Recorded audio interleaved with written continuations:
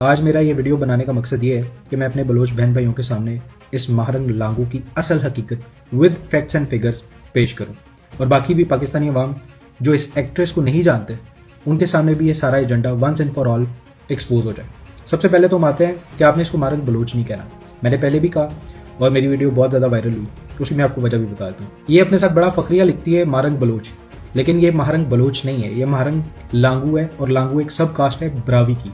ये पाए बलूचिस्तान के अंदर जाते हैं, इस वजह से अपने साथ बलोच लिख लेते हैं, अदरवाइज ये बलोच नहीं है। और बराए रास्त इनका ताल्लुक बलूचिस्तान के साथ नहीं है, यहाँ के सेटल हुए थे तो उसके बाद अपने साथ बलोच लिखना शुरू हो गया। इस वजह से मैं आपको कह रहा हूँ कि इसको आपने महारंग लांगू कहना है, महारंग बलोच नहीं कहना। महारंग लांगू के जो वालिद साहब थे उनका नाम था अब्दुल गफार लांगू। अब्दुल गफार लांगू बीएलए का दहशतगर्द था। ये बात मैं नहीं कर रहा, बीएलए का जो रूहानी बाप है मामा कदीर, जिसकी आप ये वीडियो देख सकते हैं। प्यार के साथियों ने माफ नहीं किया। नवाब साहब ने मजीद गुफ्तगू जारी रखते हुए कहा कि हमीद शाहीन के साथ भी यही हुआ और गफार लांगू के साथ भी यही ड्रामा कराची में हुआ।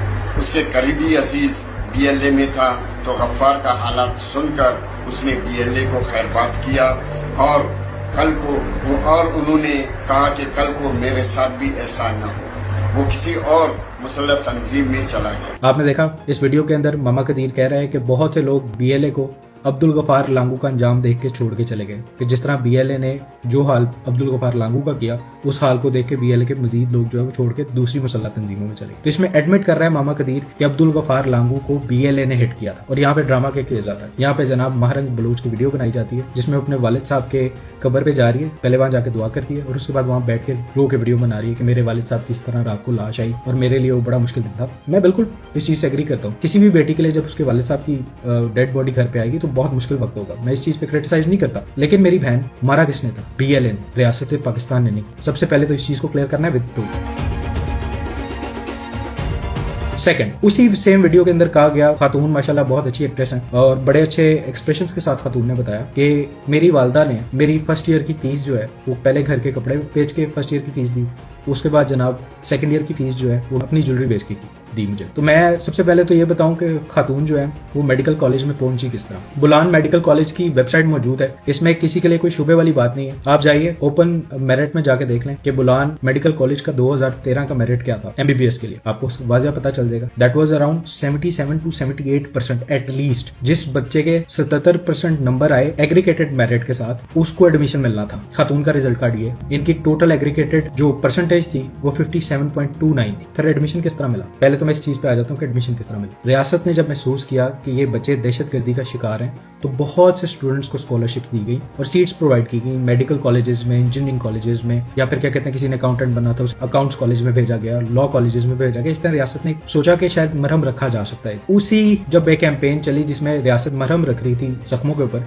उसी मौके का फायदा उठाया महारंग लांगू ने और रियासत ने महारंग लांगू का बुलान मेडिकल कॉलेज के अंदर एडमिशन कराया। अब आ जाए दूसरी बात पे कि वालदा के कपड़े बेचे फर्स्ट सेमेस्टर में और सेकंड सेमेस्टर में ज्वेलरी बेच के फीस अदा की। माहवार रियासत पाकिस्तान 10,000 रुपया महारंग लांगू को स्कॉलरशिप के तौर पे पे करती है। बुलान मेडिकल कॉलेज की जो फीस है पर सेमेस्टर वो आप गूगल कर लीजिए 2013 में क्या थी। तो अगर रियासत पाकिस्तान 10,000 रुपया पर मंथ दे रही थी तो फिर वालिदा साहिबा को अपने कपड़े बेचने की जरूरत क्यों महसूस हुई? ये सोचने की बात है। ये बलोच बहन भाई भी मेरे सोचे और पाकिस्तानी अवाम भी सोचे। अब आ जाते हैं दूसरा कि ये जो अब प्रोपोगेशन हो रही है, ये सारे जो मामला चल रहे हैं, आखिर ये क्यों हो रहा है? ये सारा करने का मकसद क्या है? सबसे पहले तो मेरे भाइयों, मेरे अजीज दोस्तों, आपको ये समझने की जरूरत है कि बहुत बड़ी लॉबी पाकिस्तान के खिलाफ एक्टिव है जो चाहती है कि इकोनॉमिकल पॉइंट ऑफ व्यू से पाकिस्तान को डिस्टर्ब करे। और प्राइम फोकस उनका ये है कि हम लोगों ने सीपैक को नाकाम करना है। सीपैक नाकाम होगा सिर्फ हमारे हमसाया हमदर्द ममालिक नहीं, और भी बहुत से ममालिक इन्वॉल्व हैं जो इस चीज से डरते हैं कि अगर पाकिस्तान में इस तरह का पोर्ट डेवलप हो जाता है तो उनके अपने पोर्ट्स जो है वो खतरे में आ जाएंगे। ये चीज आपने बड़े गौर से समझनी है कि ये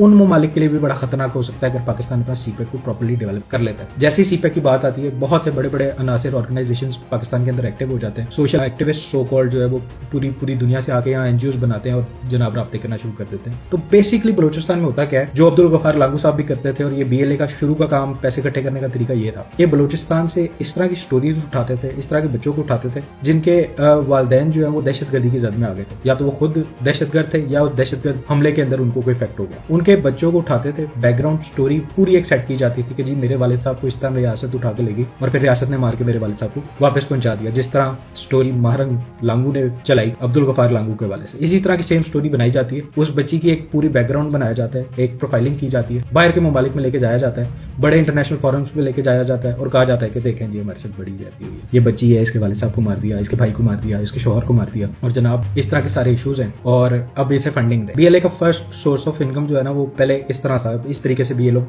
फंडिंग अपनी जमा करते रहे। मारंग ने भी इसी चीज को फॉलो किया और अपनी प्रोफाइलिंग बिल्कुल उसी तरीके से सेट। अब आप देखिए जब कोई दहशतगर्द हमला होता है सबसे पहले खातून पहुंच जाती है, मजम्मत नहीं करती कभी भी, चाहे वहाँ पंजाबी मजदूर मर जाए, पंजाब सिंधी मर जाए, पठान मर जाए, वहाँ पे डॉक्टर्स मर जाए, लॉयर्स मर जाए, चाइनीज मर जाए, कभी मजम्मत नहीं करेंगे। BLA की कभी मजम्मत नहीं करेगी, बल्कि सोने पे सुहागा ये कि जब आपने देखा कि ये जाफर एक्सप्रेस वाला वाकया हुआ, कितनी बेदर्दी से औरतों और बच्चों को उतार के ट्रेन से मारा गया, और जिन दहशतगर्दों ने मारा, आपको पता है उन दहशतगर्दों की सबसे पहले लाशें क्लेम करने के लिए कौन पहुंचा? ये आप देख सकते हैं, ये हमारी चहीती बहन महारंग लांगू थी जो सबसे पहले पहुंची, और बड़ी मजेदार प्रेस कॉन्फ्रेंस की इन्होंने वहां बैठ। इन्होंने अपनी उस प्रेस कॉन्फ्रेंस के अंदर कहा कि कौन से मुहज़्ज़ब माशरे के अंदर लाशें नहीं दी जाती। अगर आपने किसी मुसल्लह अफराद को मारा है, जिसको भी मारा है, तो दुनिया में कानून है, दुनिया में आप देखें, चाहे आप किसी भी कोई भी क्लेम करे कि आपने दहशतगर्द मारे हैं या मुसल्लह अफराद को मारा, लाशों को तो फैमिली के पास देना चाहिए, लाशों से तो आपका कोई इंतजाम नहीं।